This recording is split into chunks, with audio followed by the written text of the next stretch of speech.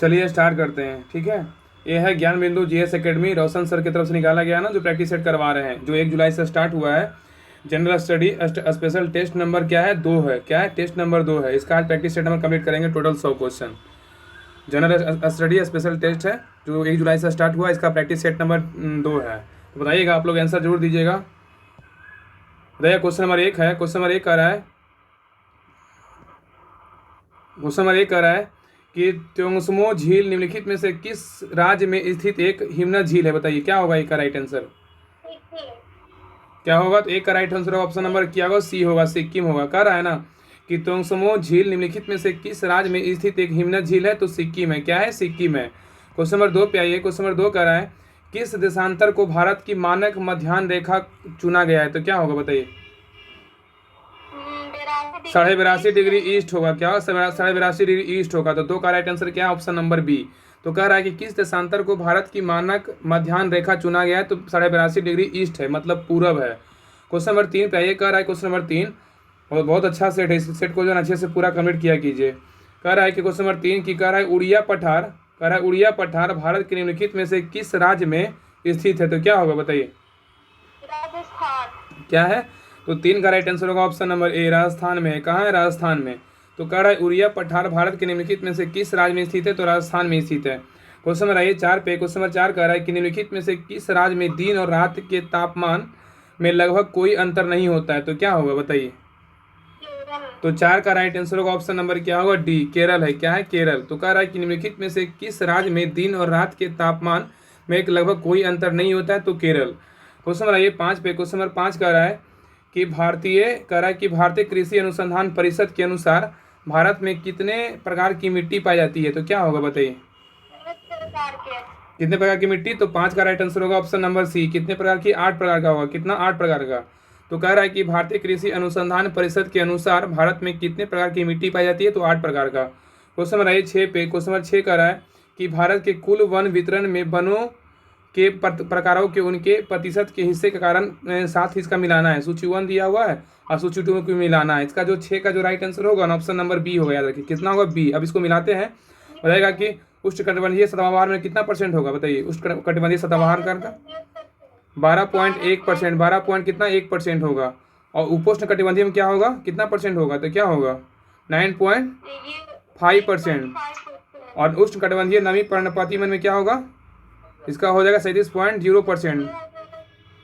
और नेक्स्ट है उष्ण कटिबंधीय शुष्क पर्णपाती में कितना होगा, तो इसका होगा 28.28%। ठीक है, तो देखिए फिर से कह रहा है उष्ण कटिबंधीय सदाबहार में होगा 12.1%, उपोष्ण कटिबंधीय में होगा 9.5%, उष्ण कटिबंधीय नमी पर्णपाती में क्या होगा, तो इसका हो जाएगा 37.0%।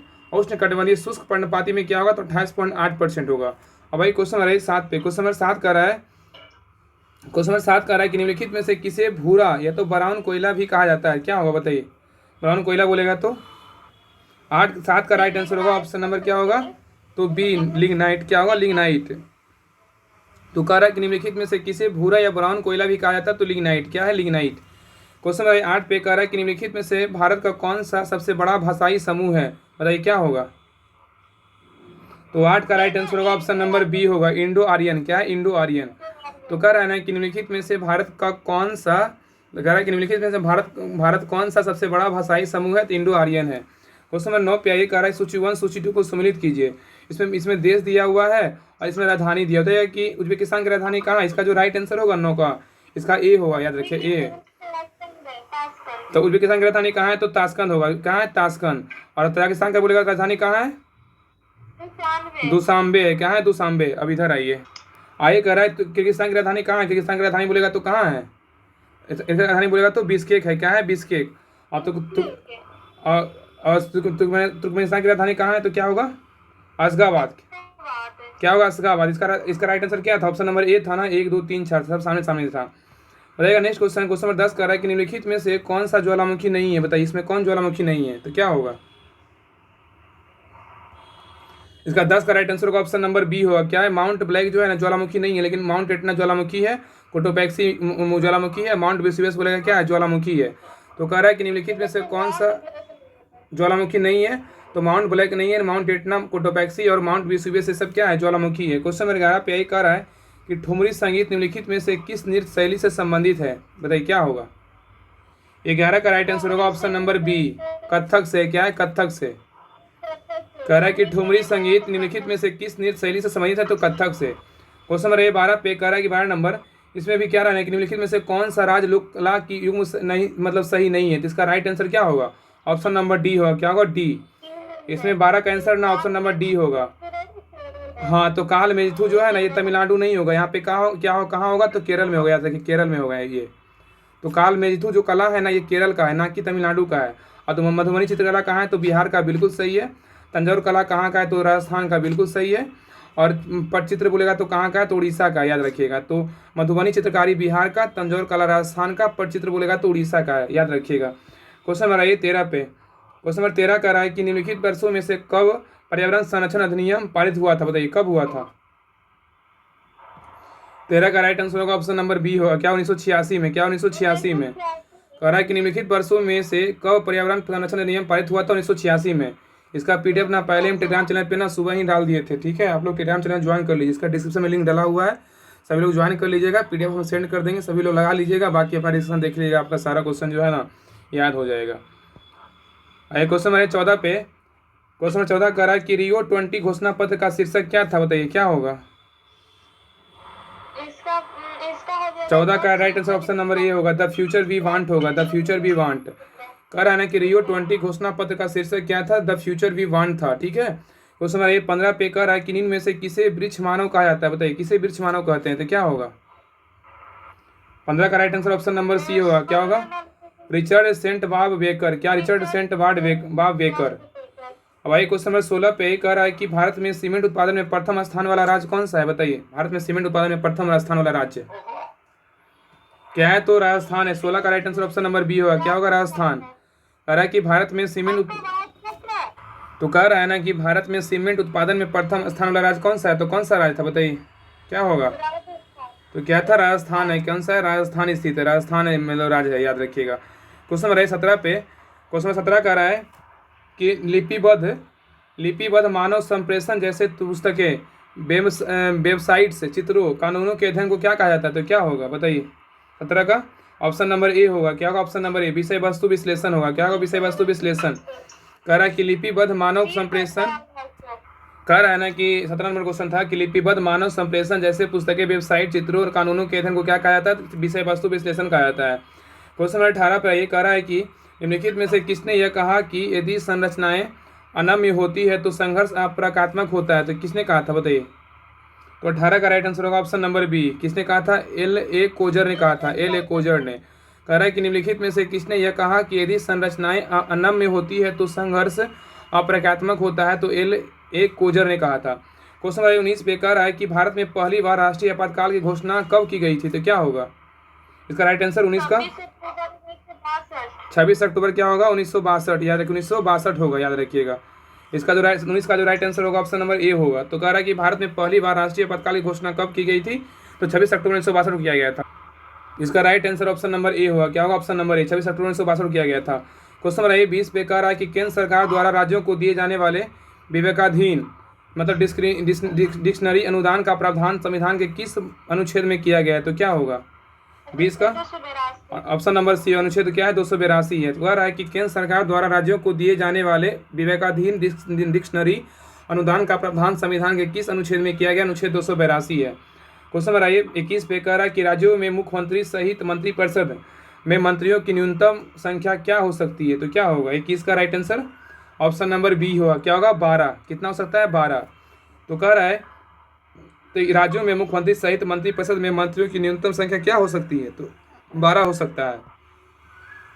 क्वेश्चन नंबर 22 पे कह रहा है कि भारत की संसद मतलब पार्लियामेंट मुख्यतः किस मॉडल पे आधारित है, बताइए किस मॉडल पे है।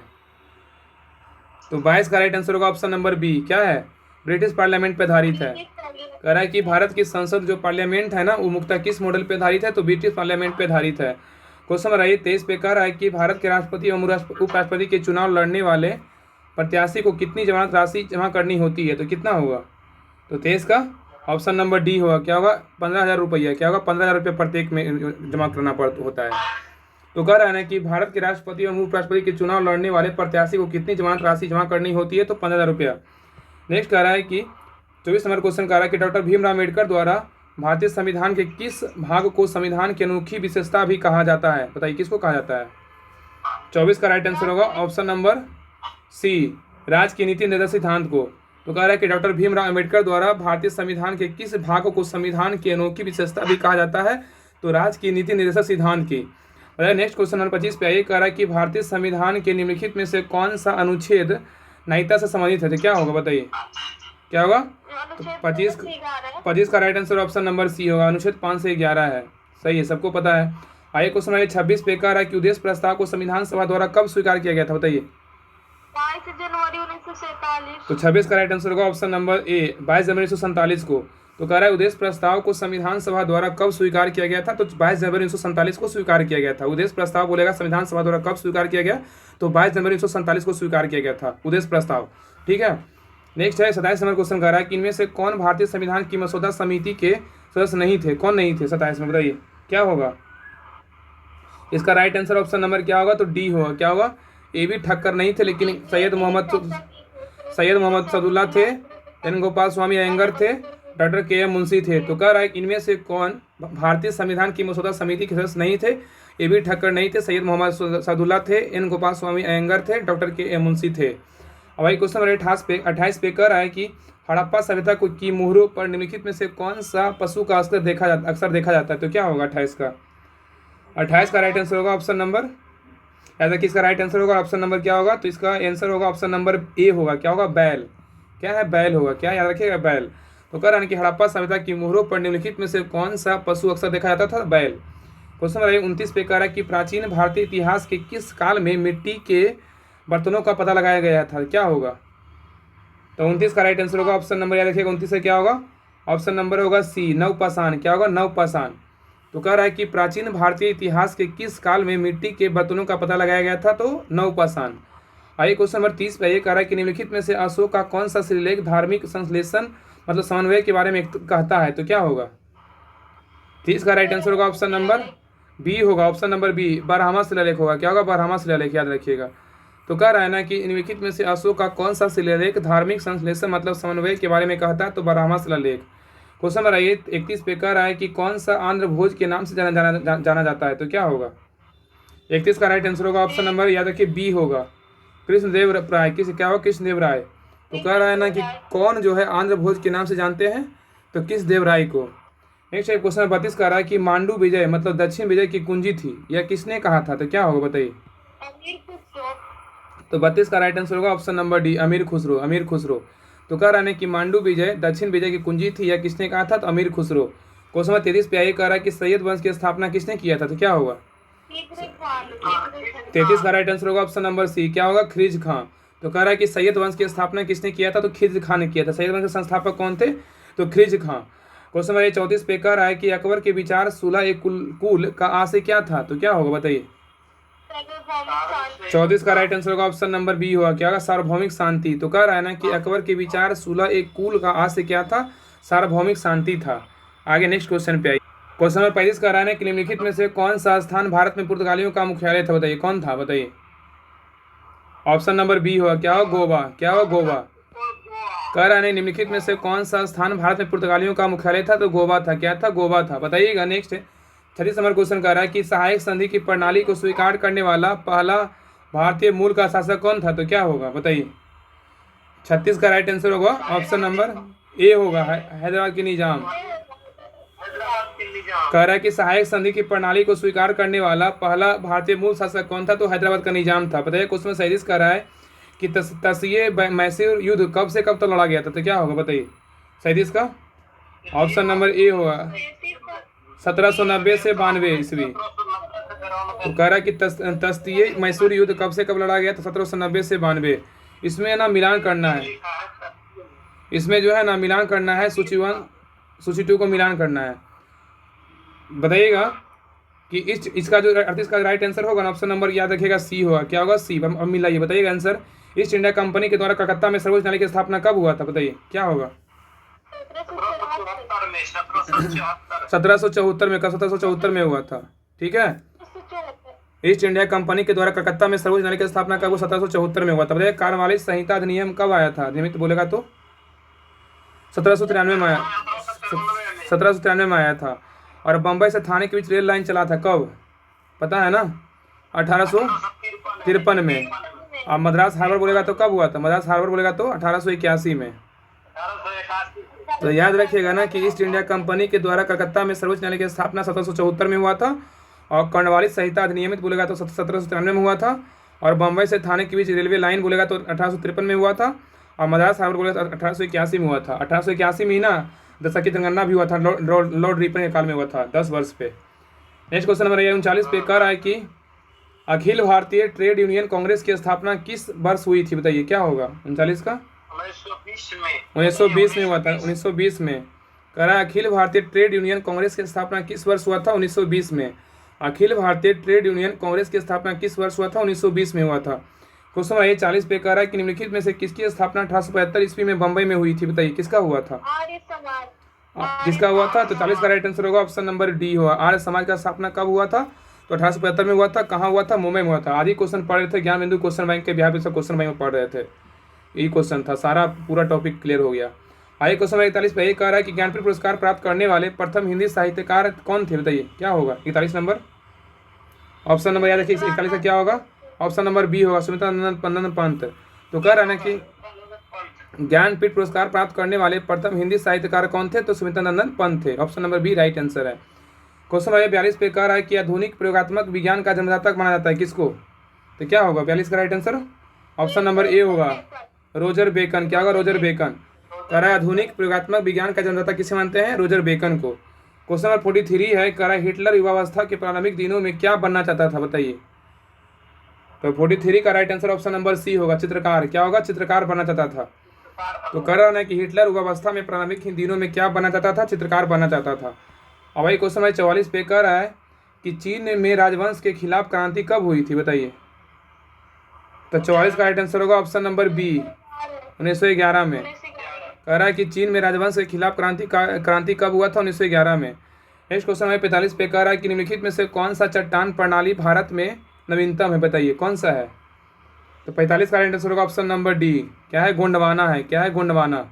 तो कह रहा है कि निम्नलिखित में से कौन सी चट्टान प्रणाली भारत में नवीनतम है? तो गोंडवाना है।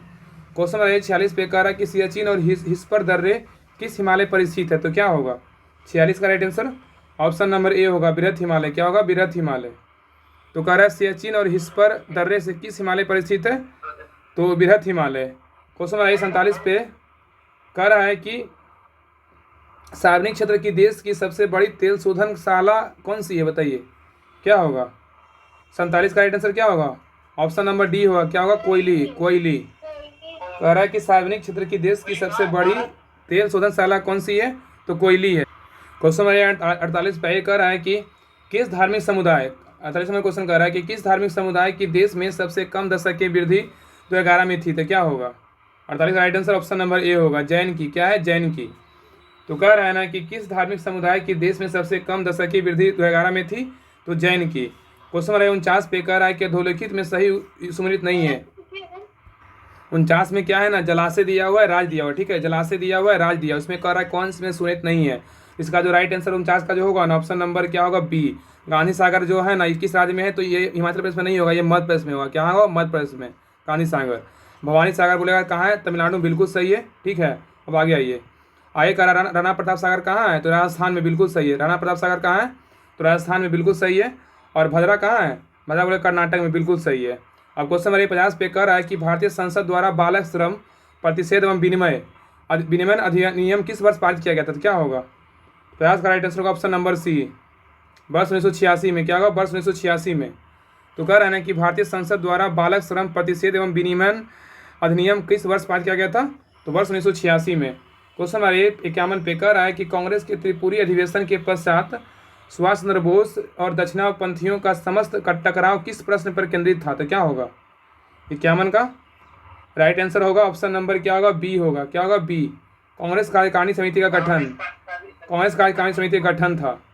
नेक्स्ट है क्वेश्चन नंबर 52 पे कह रहा है कि वर्ष 1906 में किस भारतीय रियासत ने अपनी पूरी रियासत में प्राथमिक शिक्षा को अनिवार्य बना दिया था? क्या होगा 52 का ऑप्शन नंबर डी होगा, क्या होगा? बड़ौदा। क्या है बड़ौदा? कह रहा है कि वर्ष 1906 में किस भारतीय रियासत ने अपनी पूरी रियासत में प्राथमिक शिक्षा को अनिवार्य बना दिया था? तो बड़ौदा। क्वेश्चन नंबर 53 पे कह रहा है कि वह प्रथम भारतीय पत्रकार कौन जिन्हें कारावास की सजा दी गई थी? तो क्या होगा 53 का? ऑप्शन नंबर सी होगा, क्या होगा? सुरेंद्र नाथ बनर्जी, याद रखिएगा। तो कह रहा है ना कि वह प्रथम भारतीय पत्रकार कौन जिन्हें कारावास की सजा दी गई थी? तो सुरेंद्र नाथ बनर्जी। क्वेश्चन नंबर 54 पे कह रहा है कि जनपद शब्द की पहली बार उल्लेख कहाँ मिलता है? बताइए क्या होगा? तो 54 का राइट आंसर होगा ऑप्शन नंबर बी, ब्राह्मण ग्रंथों में। क्या होगा? ब्राह्मण ग्रंथों में। क्वेश्चन नंबर आइए 55 पे। क्वेश्चन नंबर 55 कह रहा है कि फतहुल मुजाहिदीन के लेखक कौन है? बताइए फतहुल मुजाहिदीन के लेखक कौन है? तो 55 का राइट आंसर होगा ऑप्शन नंबर बी, क्या है? टीपू सुल्तान है। कौन है? टीपू सुल्तान। क्वेश्चन नंबर 56 पे कह रहा है कंप्यूटिंग के क्षेत्र में इनिया का पूर्ण रूप क्या है? बताइए इनिया का पूर्ण रूप क्या है? तो 56 का राइट आंसर होगा option number C, electronic numerical integrator and computer है। करेक्ट। इनिया का पूर्ण रूप क्या है? Electronic numerical integrator and computer. Question number 57 पे कह रहा है कि प्रत्येक कंप्यूटर को इंटरनेट से कनेक्ट होने के लिए अवश्य चाहिए, क्या चाहिए? बताइए 57 का राइट आंसर होगा ऑप्शन नंबर सी होगा, क्या होगा? IP address. क्या है? आईपी एड्रेस, याद रखिएगा। क्वेश्चन नंबर 58 कह रहा है कि वह भारत का वह कौन सा शहर सिटी ऑफ पैलेसेज के नाम से जाना जाता है? बताइए कौन सा शहर है? तो 58 का राइट आंसर होगा ऑप्शन नंबर सी, क्या है? मैसूर। कह रहा है ना कि भारत का कौन सा शहर सिटी ऑफ पैलेसेज के नाम से जानते हैं? तो मैसूर को। क्वेश्चन नंबर 59 पे कह रहा है कि ऑस्कर अवार्ड जीतने वाले पहले अभिनेता कौन थे? ऑस्कर अवार्ड जीतने वाले पहले अभिनेता बोलेगा तो कौन थे? 59 का right answer option number B होगा, एमिल जेनिंग्स। क्या थे? Emil Jannings. कह रहा है कि ऑस्कर अवार्ड जीतने वाले पहले अभिनेता कौन थे? एमिल जेनिंग्स थे। क्वेश्चन नंबर 60 पे कह रहा है लिविंग रूट ब्रिज किस राज्य में पाई जाने वाली एक प्रतिष्ठित संरचना है? तो क्या होगा 60 का राइट आंसर ऑप्शन नंबर क्या होगा? तो ए होगा, क्या होगा? मेघालय। क्या है? मेघालय। लिविंग रूट ब्रिज किस राज्य में पाई जाने वाली एक प्रतिष्ठित संरचना है? तो मेघालय का है। क्वेश्चन नंबर 61 पे कह रहा है कि प्रथम और द्वितीय विश्व युद्ध के कारण किन वर्षों में ओलंपिक खेल आयोजित नहीं किए गए थे? तो क्या होगा 61 का? ऑप्शन नंबर होगा 61 का right answer option number B होगा, 1916 में नहीं किया गया था, 1940 में नहीं किया गया था, 1944 में नहीं किया गया था। लेकिन 1920, 1948, 1944, 1916, 1936 सॉरी नहीं कह रहा है ना कि प्रथम और द्वितीय विश्व युद्ध के कारण किन वर्षों में ओलंपिक खेल आयोजित नहीं किया गया था? तो 16, 40, 44 में नहीं किया गया था ना, तीनों में नहीं किया गया था। ठीक है ना। आगे आइए, कह रहा है कि क्वेश्चन नंबर 62 पे ये कह रहा है 62 नंबर कि डैश राजीव गांधी खेल रत्न पुरस्कार प्राप्त करने वाले पहली महिला हॉकी खिलाड़ी कौन थी? क्या होगा 62 का right answer? Option number A, Rani Rampal. Rani Rampal का संबंध किस खेल से है? तो क्या होगा?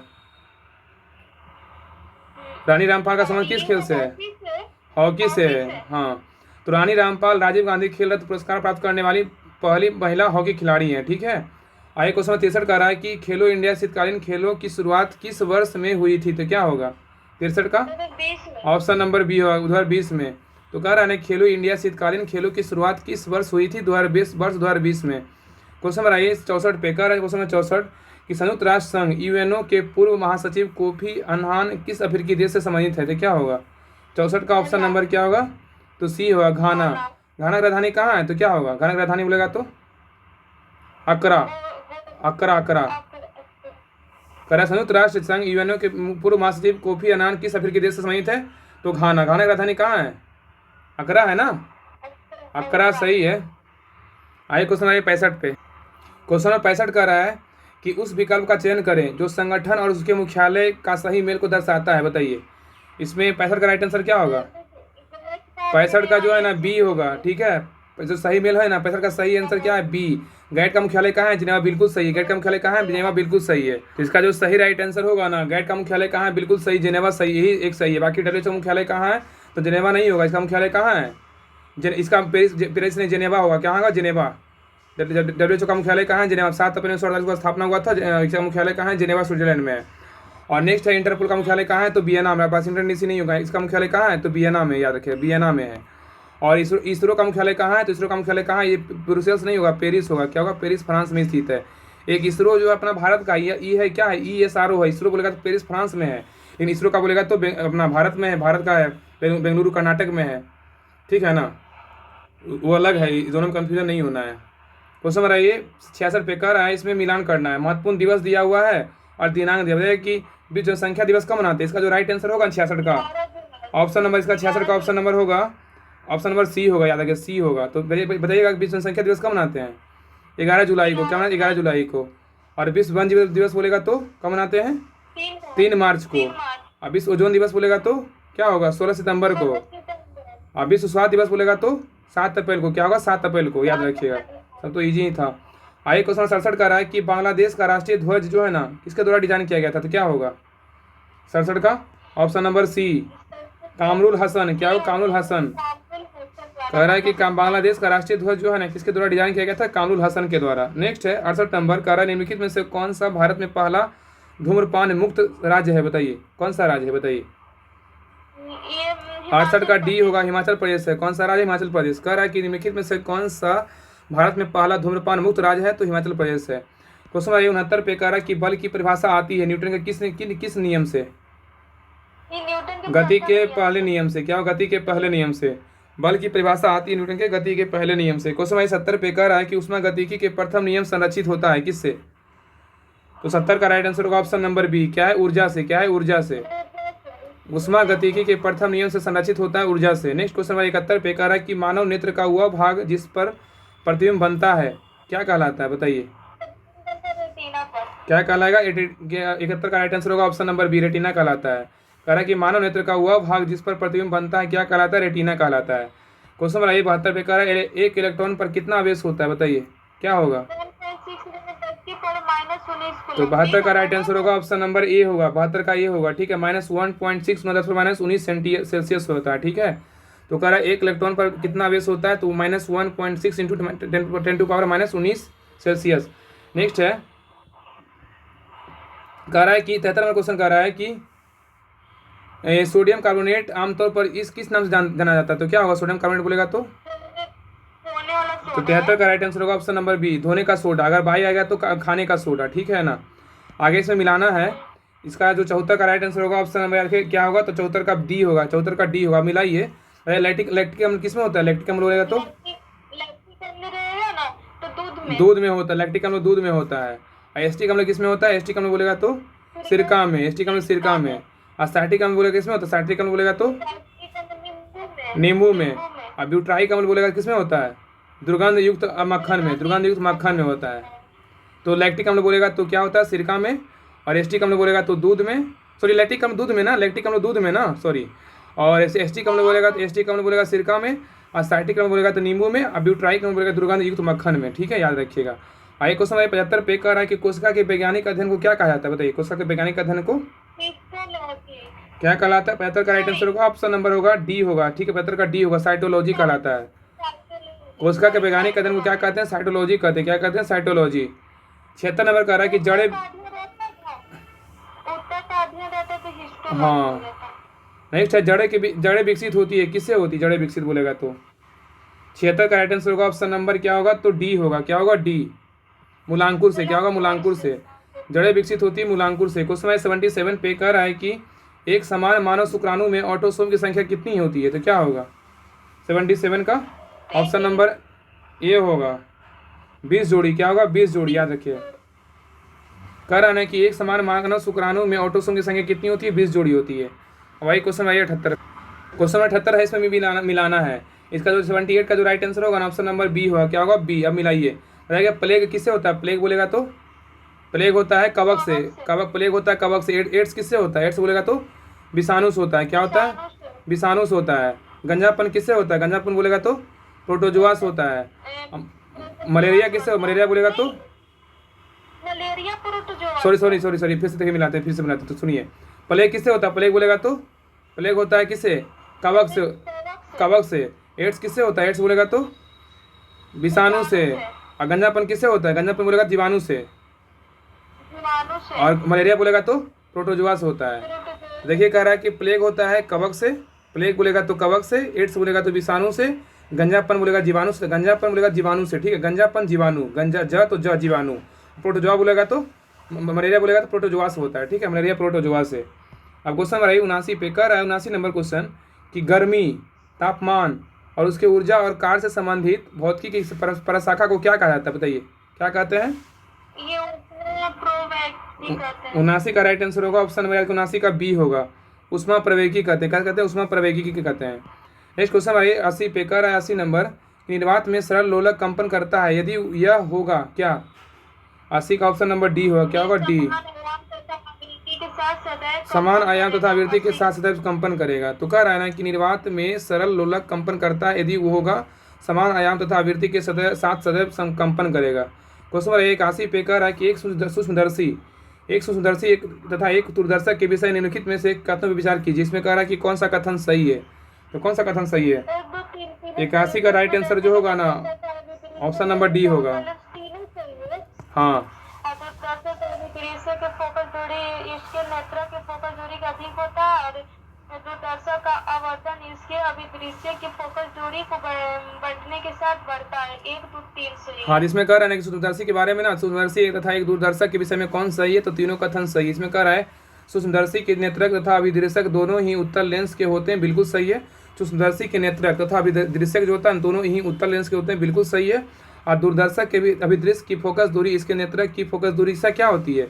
तो अधिक होती है, बिल्कुल सही ये भी कथन है। और तीसरा है ना, कह रहा है कि दूरदर्शक का आवर्धन इसके अभिदृश्य की फोकस दूरी के बढ़ने के साथ बढ़ता है। ठीक है, तो ये तीनों कथन क्या है? तो सही है। 81 का राइट आंसर क्या था? 81 का ऑप्शन नंबर डी था। 1 2 3 सही है, लेकिन चौथा क्या है? गलत है। दूरदर्शी आवर्धन इसके अभिदृश्यक की फोकस दूरी बढ़ने के साथ बढ़ता है, नहीं, यहाँ पे गलत, बढ़ता नहीं, घटता है, इसलिए यहाँ पे गलत है। इसलिए 1 2 3 क्या था? राइट था, बिल्कुल सही आंसर था। क्वेश्चन नंबर 82 पे, क्वेश्चन 82 कह रहा है कि जल के बारे में निम्नलिखित में से कौन सा कथन सही नहीं है? बताइए क्या होगा? क्या होगा? तो 82 का राइट आंसर क्या होगा? ऑप्शन नंबर, जल एक अध्रुवीय अणु ही नहीं है। हाँ, तो जल एक अध्रुवीय अणु है, ये गलत है। क्या इसमें सही क्या है? तो द्रव जल में हाइड्रोजन अवध होते हैं, बिल्कुल सही है। और जल का उच्च क्वथनांक होता है, बिल्कुल सही है। जल की उच्च गलन उष्मा होती है, बिल्कुल सही है। तो कह रहा है कि जल के बारे में निम्नलिखित में से कौन सा कथन सही नहीं है? तो जल एक अध्रुवीय अणु है, ये गलत है। लेकिन द्रव जल में हाइड्रोजन अवध होते हैं, बिल्कुल सही है। और जल का उच्च क्वथनांक होता है, सही है। जल की उच्च गलन उष्मा भी होती है, बिल्कुल सही है। क्वेश्चन नंबर 83 पे कह रहा है कि किसी नाभिक के गामा क्षय से क्या होता है? बताइए, किसी नाभिक के गामा क्षय से क्या होता है? नाभिक की द्रव्यमान संख्या बदलती है और नहीं परमाणु क्रमांक बदलता है। तो कह रहा है किसी नाभिक की गामा क्षय से क्या होता है? इसका राइट आंसर 83 का ऑप्शन नंबर डी होगा। 83 का ऑप्शन नंबर डी, ना तो नाभिक की द्रव्यमान संख्या बदलती है और ना ही परमाणु क्रमांक बदलता है। तो कह रहा है किसी नाभिक के गामा क्षय से क्या होता है? तो ना तो नाभिक की द्रव्यमान संख्या बदलती है और ना ही परमाणु क्रमांक बदलता है। इसमें है मिलान करना। बताइएगा इसमें 84 का जो राइट आंसर होगा ना ऑप्शन नंबर क्या होगा? तो बी होगा। अब मिलाते हैं, बी होगा। इसमें यौगिक दिया हुआ है और प्रकृति दिया हुआ है। कि सोडियम हाइड्रोक्साइड का क्या होगा? प्रकृति। सोडियम हाइड्रोक्साइड का बोलेगा तो क्षार एल्कली होगा, क्षार एल्कली। और कैल्शियम ऑक्साइड का क्या होगा? कैल्शियम ऑक्साइड का बोलेगा तो क्षारक होगा। क्षारक मतलब बेस होगा। और एस्टिक अम्ल का क्या होगा? एस्टिक अम्ल का बोलेगा तो क्षीण होगा, क्षीण अम्ल, क्षीण अम्ल। हाइड्रोक्लोरिक अम्ल क्या होगा? कारक प्रतिकृति बोलेगा तो प्रबल अम्ल होगा। तो याद रखिए, सोडियम हाइड्रोक्साइड बोलेगा क्षार एल्कली, और कैल्शियम हाइड्रोक्साइड बोलेगा तो क्या होगा? क्षारक बेस। एस्टिक अम्ल बोलेगा तो क्षीण अम्ल। हाइड्रोक्लोरिक अम्ल बोलेगा तो प्रबल अम्ल होगा। अब एक क्वेश्चन 85 पे, क्वेश्चन 85 कह रहा है कि निम्नलिखित में से किसे समानता पोर्ड सिल्क कहा जाता है? बताइए किसे कहते हैं पोर्ड सिल्क? 85 का क्या होगा? डी नंबर ना, option number D right answer है। एस्पायरोगायरा है। क्या? एस्पायरोगायरा। कह रहा है कि निम्नलिखित में से किसे समानता पोर्ड सिल्क कहा जाता है? तो एस्पायरोगायरा को कहते हैं। क्वेश्चन नंबर 86 पे कह रहा है कि डीएनए या गुणसूत्र प्रकृति किस अवस्था में होती है? तो क्या होगा? 86 का राइट आंसर होगा ऑप्शन नंबर डी, अंतरावस्था में। क्या होगा? अंतरावस्था में। तो कह रहा है डीएनए या गुणसूत्र प्रतिकृति किस अवस्था में होती है? अंतरावस्था में। क्वेश्चन 87 कह रहा है कि निम्नलिखित में से किस विटामिन को आर्गो कैल्सिफेरॉल कहते हैं? तो किसको कहते हैं? 87 का राइट आंसर होगा ऑप्शन नंबर ए, विटामिन D2 कहते हैं। किसको कहते हैं? विटामिन D2 को। तो कह रहा है कि निम्नलिखित में से किस विटामिन को आर्गो कैल्सिफेरॉल कहते हैं? विटामिन D2 को। नेक्स्ट क्वेश्चन नंबर 88 कह रहा है कि औद्योगिक बराही शराब द्वारा किए जाने वाले जल प्रदूषण को रोकने के लिए निम्नलिखित में से कौन सा अपतृण मतलब खरपतवार को उपयोगी पाया गया है? तो क्या होगा 88 का? ऑप्शन नंबर डी होगा। ए और बी दोनों होगा। पोलिथीनियम, हाथी घास दोनों होगा। कह रहा है औद्योगिक बहिस्राव द्वारा किए जाने वाले जल प्रदूषण को रोकने के लिए निम्नलिखित में से कौन से अपतृण खरपतवार के उपयोगी पाया जाता है? तो हाथी घास और पान्थेनियम, ए बी दोनों होगा। क्वेश्चन नंबर 89 पे कह रहा है कि किस पाल वंशीय शासक के काल में 1997 से 98 में बिहार के तिरहुत क्षेत्र मिथिला में कर्नाट वंश की स्थापना हुई थी? तो ये 1097 है। हाँ, कारण किस पाल वंशीय शासक के काल में 1097 से 98 बिहार के तिरहुत क्षेत्र में मिथिला के में कर्नाट वंश की स्थापना हुई? तो 89 का राइट आंसर होगा ऑप्शन नंबर बी। क्या होगा? रामपाल। क्या होगा? रामपाल। नेक्स्ट 90 नंबर क्वेश्चन कह रहा है कि पटना सचिवालय गोलीकांड की घटना घटित हुई थी कब? 90 का राइट आंसर होगा ऑप्शन नंबर सी, 11 अगस्त 1942 को। कह रहा है कि पटना सचिवालय गोलीकांड की घटना कब घटित हुआ था? 11 अगस्त 1942 को। क्वेश्चन 91 कह रहा है कि बिहार का क्षेत्रफल है कितना? बताइए। क्वेश्चन बिहार एसआई में क्वेश्चन पूछा हुआ है, बताइए बिहार एसआई में। ये जो है ना, कह रहा है कि बिहार का क्षेत्रफल जो है ना 91 का राइट आंसर होगा ऑप्शन नंबर बी होगा, 94,163 वर्ग किलोमीटर है। नेक्स्ट है, कह रहा है हिंदू वृद्धि दर का संबंध किससे है? तो क्या होगा? 92 का राइट आंसर होगा ऑप्शन नंबर बी होगा, राष्ट्रीय आय में वृद्धि। कह रहा है हिंदू वृद्धि दर का संबंध किससे? राष्ट्रीय आय में वृद्धि। नेक्स्ट 93 नंबर क्वेश्चन कह रहा है कि भारत में योजना आयोग का गठन किसी नियोगी समिति की संस्तुति भी हुआ? इस आयोग का गठन कब हुआ था? तो क्या होगा 93 का? ऑप्शन नंबर ए, 1950 में। कह रहा है कि भारत में योजना आयोग का गठन किसी नियोगी समिति की संस्तुति पर हुआ। इस आयोग का गठन हुआ था 1950 में। क्वेश्चन 94 पे कह रहा है योजना काम और उत्पादन का नारा किस पंचवर्षीय योजना के दौरान दिया गया था? तो क्या होगा? 94 का ऑप्शन नंबर क्या होगा? तो ऑप्शन नंबर बी होगा, 7वीं योजना। क्या होगा? 7वीं योजना। कह रहा है कि भैया 7वीं योजना कब से कब था? 7वीं योजना बोलेगा तो कब से कब तक था, बताइए तो। 1980 से 90, 1985 से 90। कह रहा है योजना काम और उत्पादन का नारा किस पंचवर्षीय योजना के दौरान दिया गया था? तो 7वीं योजना। 7वीं योजना कब से कब तक था? क्या होगा? 1985 से 1990। और पहली बोलेगा तो 51 से 56। क्या होगा? 51 से 56। और चौथी बोलेगा तो कब से कब था? चौथी बोलेगा कब से कब था? चौथी बोलेगा तो 1969 से 1974। चौथी बोलेगा तो 1969 से 74।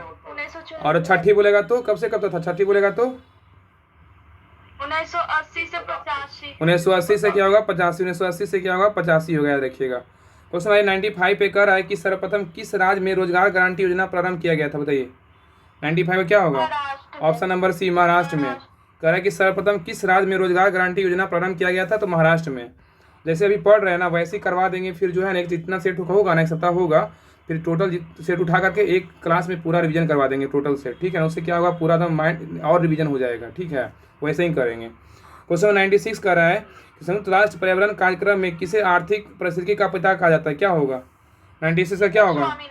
ऑप्शन नंबर बी होगा, एम एस स्वामीनाथन होगा। क्या होगा? M S Swaminathan. Next question 97 कह रहा है कृषि मूल्य आयोग की स्थापना कब की गई थी? तो क्या होगा? 97 का ऑप्शन नंबर बी, 1965 में किया गया था। तो कह रहा है कृषि मूल्य आयोग की स्थापना कब की गई थी? 1965 में किया गया था। आगे क्वेश्चन 98 कह रहा है कि किसी अर्थव्यवस्था में यदि कीमत स्तर में वृद्धि होती है और मुद्रा का मूल्य अर्थात क्रय शक्ति कम होती है तो उस अवस्था को क्या कहते हैं? तो 98 का राइट आंसर होगा ऑप्शन नंबर बी, मुद्रास्फीति कहते हैं। तो कह रहा है कि किसी अर्थव्यवस्था में यदि कीमत स्तर में वृद्धि होती है और मुद्रा का मूल्य अर्थात क्रय शक्ति कम होती है तो उस अवस्था को क्या कहते हैं? तो मुद्रास्फीति कहते हैं।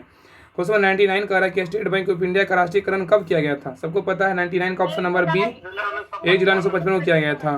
स्टेट बैंक ऑफ इंडिया का राष्ट्रीयकरण कब किया गया था? 1 जुलाई 1955 को। लास्ट क्वेश्चन पे आइए, क्वेश्चन नंबर 100 कह रहा है कि आधुनिक बैंकिंग का विकास सर्वप्रथम किस देश में हुआ था? तो क्या होगा? 100 का right answer option number B होगा, नीदरलैंड। तो याद रखिएगा, कह रहा है आधुनिक बैंकिंग का विकास सर्वप्रथम किस देश में हुआ था? नीदरलैंड में हुआ था। तो ये सेट नंबर 2 था और इसका पीडीएफ चाहिए तो टेलीग्राम चैनल का ज्वाइन कर लीजिए, लिंक डिस्क्रिप्शन में लगा हुआ है। सभी लोग ज्वाइन कर लीजिए, पहले सेट लगा लीजिएगा और बाकी हम क्लास करवा देंगे। फिर अच्छे से क्लास कीजिएगा, आपका सारा जो है ना क्लियर हो जाएगा। तो नेक्स्ट क्लास जो है ना सेट नंबर 3 कल देखेंगे। सभी लोग टेलीग्राम चैनल ज्वाइन कर लीजिए, ठीक है। वहाँ पे पीडीएफ हम सारा पहले ही डाल देते हैं। तो आज के यहीं तक रहने देते हैं। तब तक के लिए आप लोग को जय हिंद। ऐसे ही जो है ना हर ग्रुप में शेयर कीजिए, क्लास को हर ग्रुप में शेयर कीजिए, सब्सक्राइब कीजिए। अगर चैनल पे नए चैनल को सब्सक्राइब जरूर कीजिए, क्योंकि आप ही लोग जो है ना ये सब क्लास लाया जाता है। जितना रिवीजन कीजिएगा उतना आपको ज़्यादा फायदा होगा। और जो लिंक डाला हुआ है डिस्क्रिप्शन में, एक टेस्ट ग्रुप का होगा, एक पीडीएफ ग्रुप का होगा। सभी ग्रुप ज्वाइन कर लीजिएगा। आपको टेस्ट जो है ना शाम में 3 बजे टेस्ट होता है, बिहार का टेस्ट होता है, और शाम में पीडीएफ का शाम में 7 बजे होता है।